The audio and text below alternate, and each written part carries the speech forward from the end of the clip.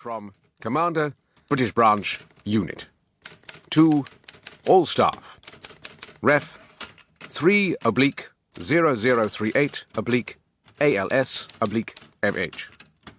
Subject, Scientific Advisor, arrival thereof.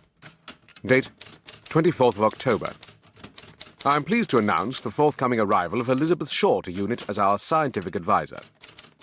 Dr. Shaw has been working with the highly regarded Montrose team at Cambridge for the last few years, and will be joining us on Monday the 31st of October. She will be answerable directly to myself and Captain Munro, and will be setting up our new scientific department. She will also work closely with Dr. Sweetman on medical matters. I feel sure you will join me in welcoming Dr. Shaw to our organisation, and will give her all the help and support she needs during her period of adjustment. We all look forward to her becoming a valuable member of the team. Brigadier A. Lethbridge Stewart, Commander, British Branch, Unit. Andrew Montrose, The Cups House, Bridge Street, Cambridge. To Bridget Atkinson, Dr. James D. Griffin, Dr. Elizabeth Shaw, Catherine Wildman. October the 25th. Dear colleague, I enclose a copy of the letter I received today from C-19. You've all known that this might happen, and it seems they finally want their pound of flesh. All four of you will need a few days to sort out your lives and tie up your current projects. I don't know where any of you will end up, either as a group or not. Sorry. We're pretty much in C-19's hands there. All I do know is that Sir John Sudbury is trustworthy. If he says the work's non-military, I accept that. I'm sorry we probably won't work together again here at Cambridge. As you know, I'm due to retire from here in May next year, and I expect you'll be incommunicado for the next year or two. I'll keep a slice of cake for each of you. Make the most of this opportunity. It may look a little Orwellian, but it won't be. Enjoy, my dears, enjoy. Stay hip and cool. Andrew.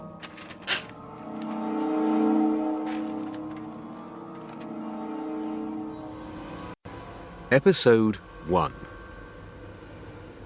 Jesus, coughed Grant Traynor into the darkness. The tunnel reeked of chloroform, condensation and antiseptic, plus a blend of amyls nitrite and nitrate and urine.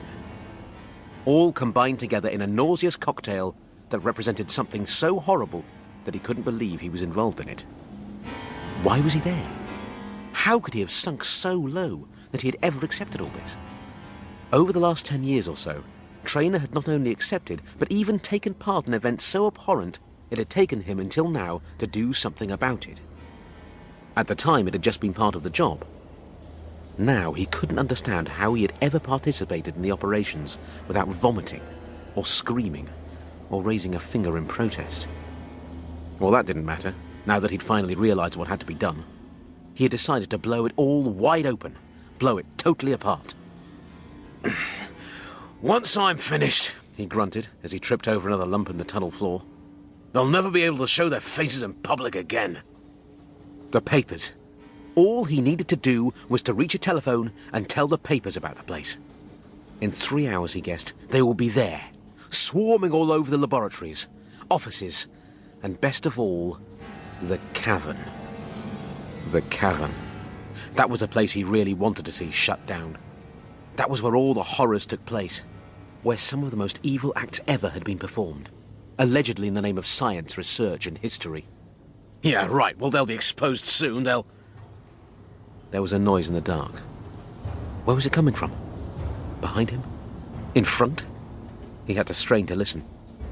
The tiny amount of light in the tunnel was barely enough to enable him to see where he was treading, let alone yards ahead or behind. A snuffling sound like an animal, like a pig snorting out truffles. It sounded like that... Jesus, no, not down here. Grant moved a bit faster. They know I've gone. They've sent the stalker down here, after me. The snuffling noise was nearer, and this time he could hear the growl too. A deep, slightly tortured growl that would send even the most ferocious Rottweiler scurrying for safety. And Traynor had helped to make it sound that way. He knew its limitations. Or rather, he knew that it didn't have any. He must have got a good start on it. No matter how fast it could run, he reasoned, he had to be way ahead. But it could see far better than Grant Traynor could.